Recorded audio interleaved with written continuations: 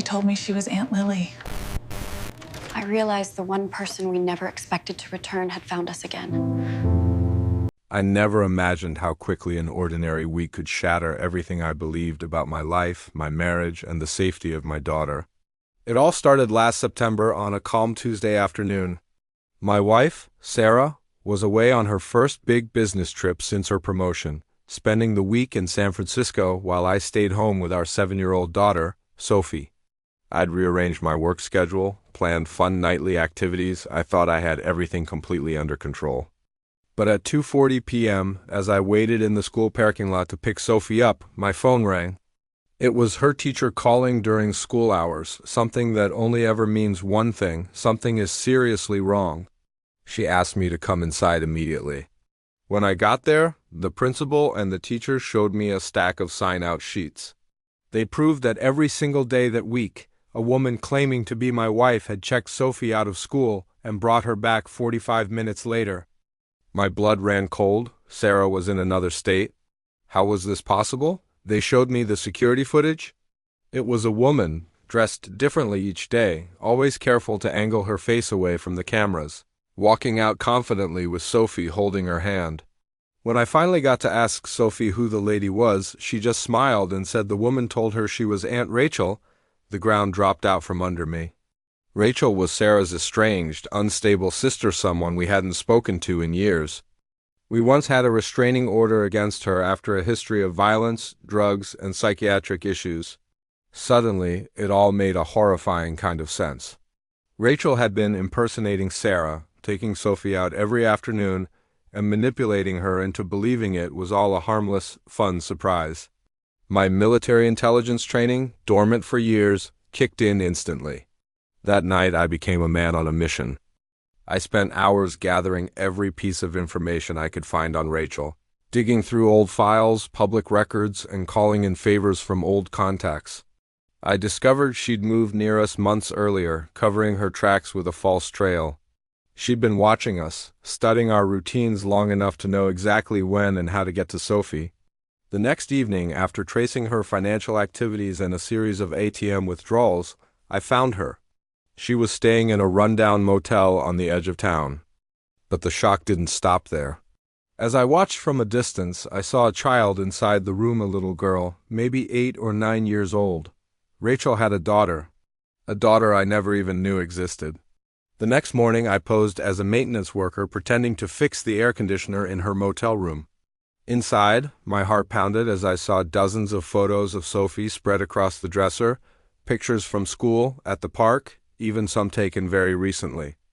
The little girl, her daughter, told me her mother said Sophie would be her new sister very soon. That was the moment I realized we weren't just dealing with harassment. Rachel had built an entire fantasy life around my daughter. The following day, Rachel contacted me from a hidden number. Her voice was calm, almost soothing, as she insisted she loved Sophie and could give her the motherly love Sarah never could. She demanded a meeting and then threatened that if I involved the police, I would never see Sophie again.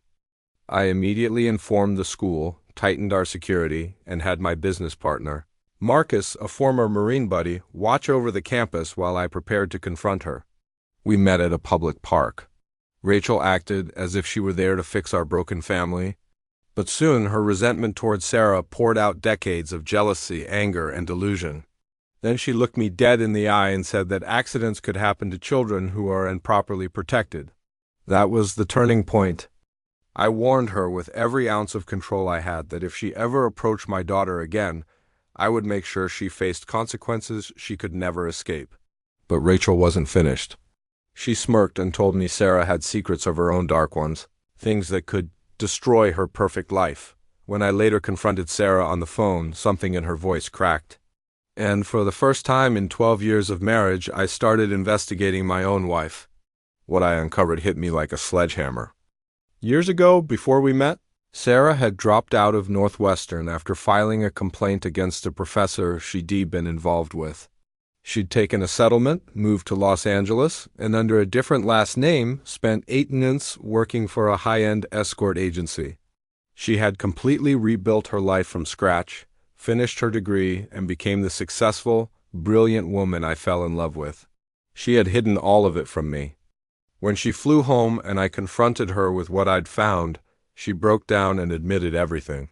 She said she was so ashamed, so scared that I would see her differently, that she buried it to protect the life we'd built. Her tears were real, her pain was raw, but I felt a deep sense of betrayal. Still, our daughter's safety had to come first. Whatever was broken between us would have to wait. Then Rachel escalated again. She sent a text threatening to expose Sarah's past to her company, to our friends, to the world. I realized then she had no intention of stopping, not even if we paid her. So I decided to end this, but on my terms. I arranged a fake payoff in an abandoned warehouse, knowing she'd bring backup. Marcus covered me from a nearby rooftop, watching everything with high-powered surveillance. I went inside alone. Rachel arrived with her bitter, manipulative stepmother, Patricia, and 3 hired thugs. When the men moved toward me, my training took over. I incapacitated them quickly and efficiently, but then Rachel pulled a weapon. In that split second, a red laser dot from Marcus's rifle appeared on her chest, freezing her in place.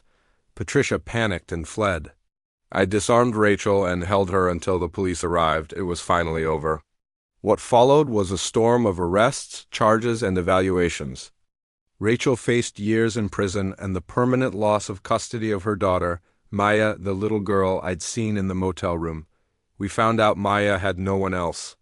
And despite everything that had happened, Sarah looked at me and said we couldn't let her grow up alone in the system. Months of therapy, evaluations, and home studies followed until Maya came to live with us permanently. She carried so much trauma, fear, and confusion. But little by little, Sophie helped her feel safe. They bonded the way real sisters do, fighting, laughing, and fiercely protecting one another. Slowly, we started to feel like a real family. Meanwhile, Sarah made the courageous decision to reveal her past publicly during Patricia's trial. Instead of destroying her, the truth set her free. The world didn't judge her, it admired her strength and her resilience. And with honesty finally between us, our marriage began to slowly rebuild itself, stronger than before. Years have passed. Maya has blossomed into a confident young woman. Sophie has thrived. Sarah has healed. Even Rachel, after serving her time and undergoing intensive treatment, has found a fragile kind of peace. Sometimes I watch the girls laughing in our backyard, and I realize every dark moment we faced could have broken us. But instead, it made us stronger. Our family isn't perfect, but it's real, it's honest, and it's built on a love that survived chaos, secrets, and danger. And that is a victory greater than anything I ever won in combat. Thanks for watching. If you found this story compelling, please like this video and subscribe to the channel for more content like this. We'll see you in the next one.